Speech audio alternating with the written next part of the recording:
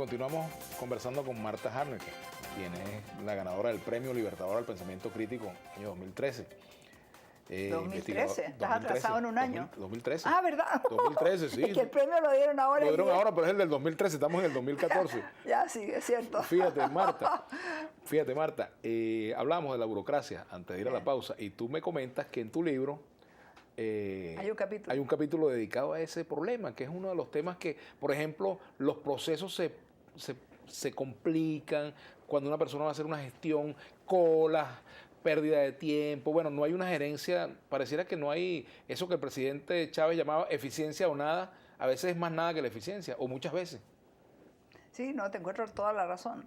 Y yo creo que antes de empezar a hablar del tema propiamente tal, lo que tú planteas, el tema del papeleo, el tema de los formularios que hay que, ¿no? En eso tú sabes que he hecho estudios, como te contaba, de Ecuador y de Bolivia. Bueno, en Ecuador el gobierno está en una gran campaña para reducir el papeleo, ¿no? Y se premia y se tiene que dar cuenta en cada uno de los enlaces semanales cómo se ha ido reduciendo la cantidad de pasos que se pueden reducir. Pero por desgracia, muchas veces lo que pasa, y ayer tuve una experiencia muy terrible, digamos, de burocracia concreta, ¿no? Y llegamos a un estudio y teníamos que poner el carro en un lugar, había espacios, pero eran los espacios destinados a determinados. A los jefes, ¿sí? Entonces no nos dejaban poner el carro y estábamos atrasados con los programas.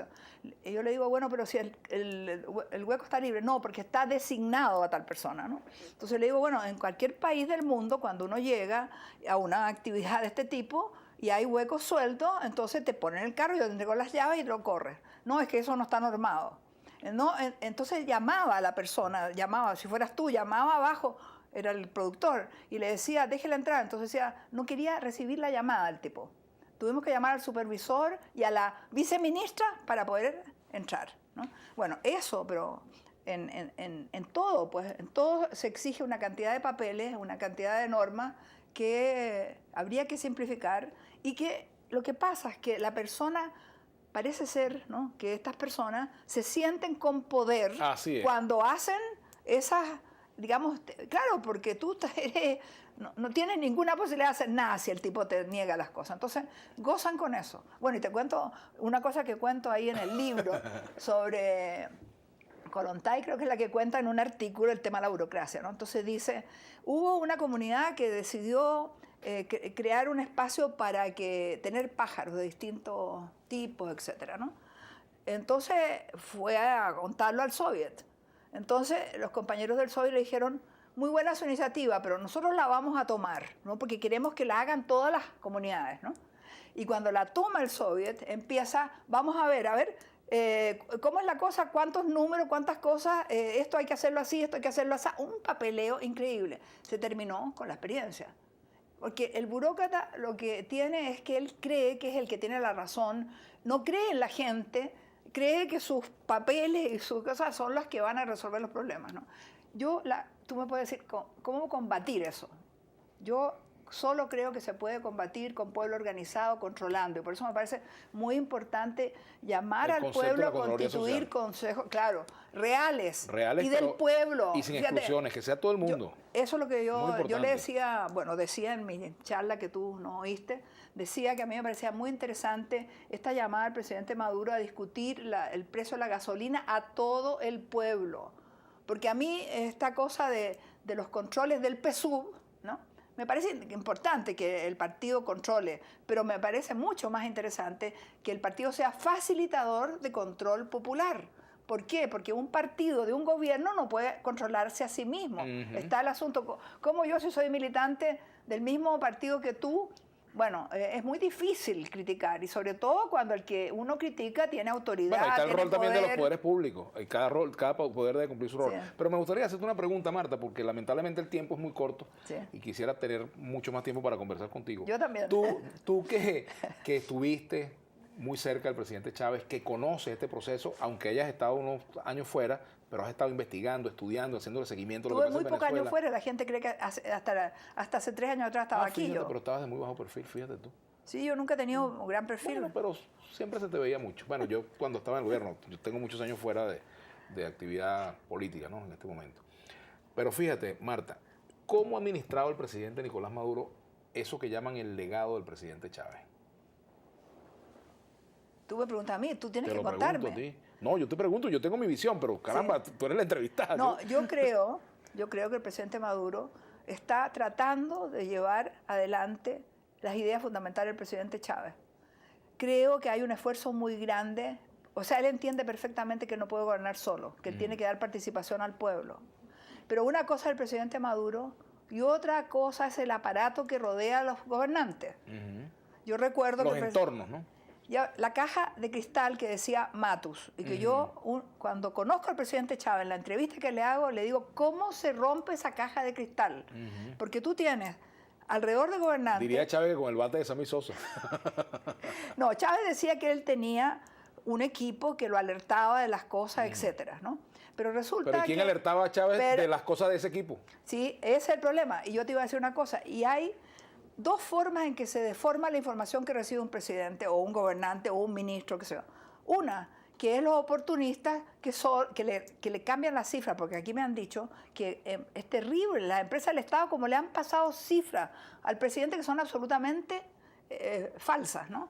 O sea, aquellos oportunistas que deforman la realidad para que... claro, y los números, ese era un problema también de Chávez.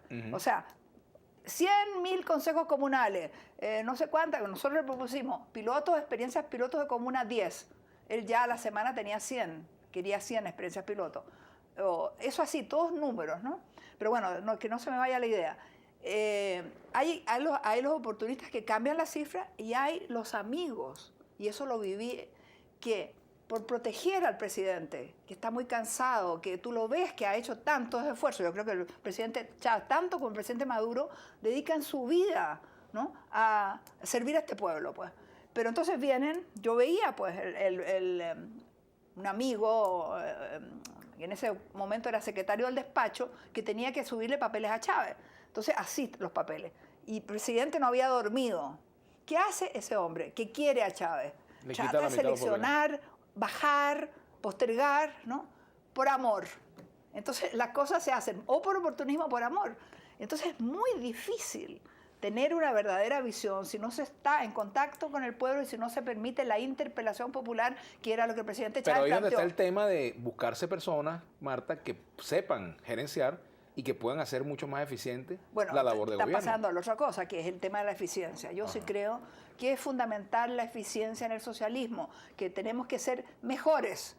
No podemos distribuir la pobreza, eso no es el socialismo. El socialismo es producir más que en el capitalismo, pero de una forma más solidaria, distribuyendo la riqueza social entre todos, dándole gran importancia a los trabajadores y trabajadoras que son los que producen la riqueza, bueno, y ser eficiente. Y para eso también, por ejemplo, en Ecuador, el presidente Correa ha tenido como un gran esfuerzo, y hay una cosa que a mí me parece muy interesante que usa el presidente Correa, el tema de las auditorías internacionales.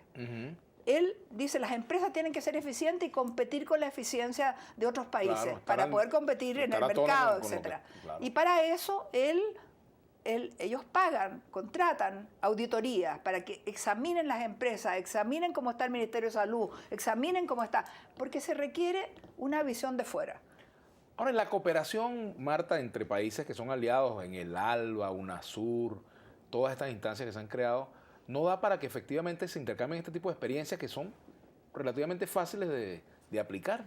Yo no sé, yo entiendo que hay un intercambio, y justamente el libro mío, ¿por qué yo estoy tan contenta con este premio? No por haber recibido un premio, sino que porque estas experiencias que yo recojo, porque ahí están, estas de Ecuador, están las de Venezuela, están las de Bolivia, que lleguen a los gobernantes, porque los gobernantes todos, los funcionarios, etcétera, ¿no?, están tan absorbidos por las tareas que tienen que a veces ni siquiera conocen los esfuerzos que se hacen digamos, en detalle, ¿no?, en otros lugares. Entonces, la Marta Harnecker, si no ganaba el premio, bueno, ¿por qué voy a leer a Marta Harnecker? Ahora que gané el premio, capaz que te lea más gente. Me lea más gente. Yo por eso, yo creo que el premio para mí es un poco eso, la necesidad de comunicar. Yo sé que a nivel de los militantes yo ya tengo ganado un espacio y que un libro que salga me va a leer, pero arribita y los intelectuales, Mira, la Marta Hane, que era la de los manuales del marxismo, ¿no? Marta, nos queda un minutico, pero no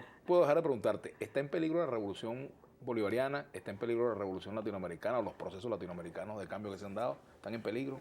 Yo creo que la situación de Venezuela no es comparable con otros países. Yo creo que aquí hay una crisis mucho mayor, ¿no?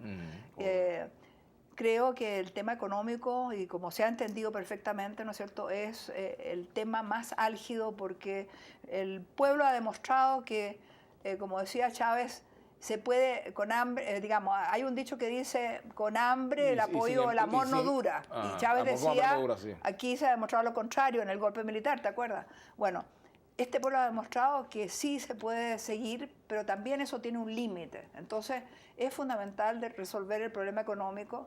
Yo creo que hay un esfuerzo. Creo que el tema de la planificación es un tema fundamental y que aquí no se ha planificado. Creo que el plan de la patria no es plan, es objetivos a alcanzar, pero ahí no está el plan. Sí. Para tener un plan hay que tener, claro, cuánto voy a producir, cómo lo voy a producir, ¿no es cierto? Y ahí está el tema, que dentro de ese plan las empresas privadas entran como un factor en estos procesos de transición. Tenemos que transitar con empresas del Estado, con lo que el área social de la economía en Chile, y empresas privadas. Y para eso no se trata de dos modelos, fíjate, porque hay gente que dice tenemos que combinar dos modelos. No, nuestro modelo es el modelo que avanza hacia el socialismo, donde hay una cabida para la empresa privada siempre que los capitalistas privados digamos, contribuyan a dar empleo, a crear educación en los trabajadores, a ayudar a las comunidades, una serie de cosas, porque ellos están ganando con nuestros gobiernos, porque están ganando mercado. ¿Cuál fue la destrucción del modelo importador que hubo? Perdón, todo lo contrario. El modelo que sustituyó las importaciones, que se crearon fábricas, industrias nacionales, pero el mercado era reducido. Entonces, no tenían la posibilidad de vender sus productos. El socialismo, o sea, la transición, porque yo lo distingo muy claramente, el proceso de tránsito que estamos viviendo crea mercado, amplía mercado. El problema es que si no hay producción, se produce todo lo que se produce, y para que haya producción, los capitalistas tienen que entrar. Así es. Marta, como patriota. Se nos acabó el tiempo, de verdad. Bueno, gracias. Un placer conversar contigo, con Marta Hane, que nosotros vamos a la pausa y ya regresamos con más de Vladimir Laguna. Ya venimos.